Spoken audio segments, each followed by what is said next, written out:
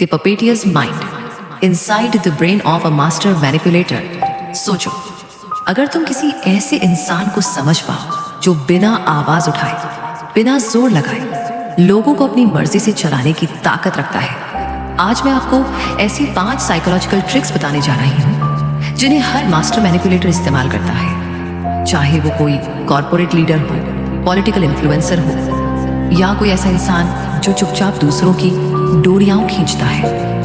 ये वो सीक्रेट्स हैं जो उनके दिमाग के अंदर चलते हैं। The puppeteer's mind. अगर तुम इन 5 ट्रिक्स को समझ गए तो तुम किसी भी इंसान की इंटेंशंस, उसकी हिडन प्लानिंग और उसके मैनिपुलेशन पैटर्न को पहले ही कन्वर्सेशन में पकड़ पाओगे। तो चलो शुरू करते हैं उस सफर को जहां से मैनिपुलेशन की हर डोरी निकलती है। ट्रिक 1, द मास्क, वो मासूम चेहरा।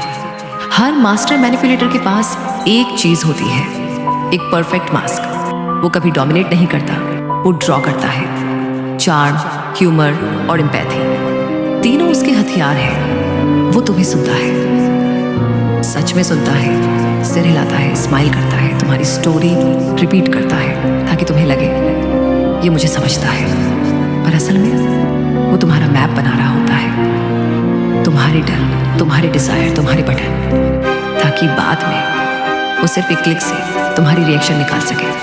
एग्जाम्पल, ऑफिस में वो कलीग जो हर किसी से बहुत अच्छे से मिलता है, सबकी बात सुनता है, पर जब प्रमोशन का टाइम आता है सारे लोगों को एक दूसरे के खिलाफ कर देता है और खुद सबसे इनोसेंट बनकर निकल जाता है। Trick 2, the strings.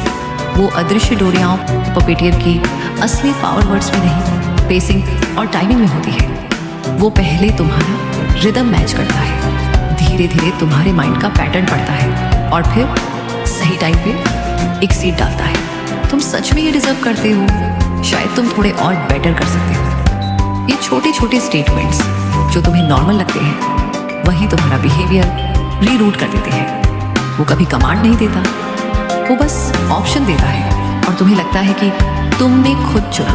एग्जाम्पल, जैसे तुम्हारा दोस्त कहता है तू खुद डिसाइड कर, लेकिन अगर मैं होता तो ये करता। तुम्हें लगता है ये तुम्हारा डिसीजन है, पर डायरेक्शन उसका था। Trick 3, the control loop. Dependency by design. Manipulation कभी डायरेक्ट नहीं होती, वो हमेशा 2 कदम पीछे से चलती है।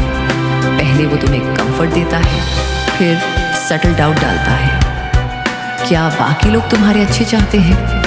धीरे धीरे वो ही तुम्हारा सेफ जॉन बन जाता है। तुम हंसते भी उसी के अप्रूवल पे, डरते भी उसी के साइलेंस से, और यही होता है कंट्रोल, जहां तुम्हें लगे कि तुम फ्री हो, पर हर डिसीजन पहले से प्री प्रोग्राम्ड है।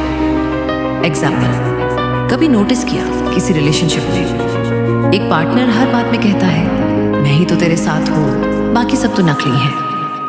धीरे धीरे तुम उसी पर इमोशनली डिपेंडेंट हो जाते हो और वही तुम्हारा कंट्रोल बन जाता है। Trick 4, inside their brain, cold empathy. Science कहती है इन लोगों में एम्पैथी की 2 फॉर्म्स होती हैं, कॉग्निटिव और अफेक्टिव। कॉग्निटिव एम्पैथी समझना कि कोई क्या महसूस कर रहा है।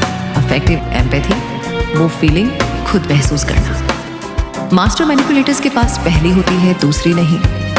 वो तुम्हारे दर्द को देखते हैं, महसूस नहीं करते। वो एनालाइज करते हैं जैसे साइंटिस्ट स्पेसिमेन को ऑब्जर्व करता है। उनके दिमाग में रिवॉर्ड सिस्टम ट्रिगर होता है जब वो किसी का बिहेवियर शिफ्ट कराते हैं।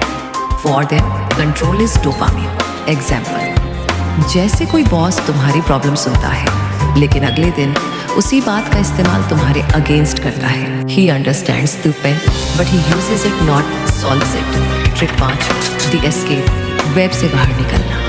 तुम कैसे पहचानोगे कि कोई तुम्हारी स्ट्रिंग्स खींच रहा है? सिंपल साइंस, अगर किसी के साथ बात करके हमेशा गिल्ट फील होता है, अगर तुम्हें लगता है कि तुम हमेशा कुछ ओ करते हो, या अगर तुम्हारी एनर्जी सिर्फ एक इंसान के इर्द गिर्द घूमती है, तो ध्यान दो, तुम किसी इनविजिबल वेब में। एस्केप का पहला स्टेप अवेयरनेस है, क्योंकि जब तुम गेम देख लेते हो तो वो तुम पर काम नहीं करता। एग्जाम्पल, कभी किसी दोस्त के साथ रहकर हर बार थकान महसूस हुई, जैसे तुम्हें उसकी परमिशन चाहिए हर चीज के लिए? That's emotional control disguised as care. हर मैनिपुलेटर एक बात जानता है, लोग फैक्ट से नहीं फीलिंग्स से चलते हैं, और जो फीलिंग्स कंट्रोल कर लेता है वो रियलिटी रीराइट कर देता है।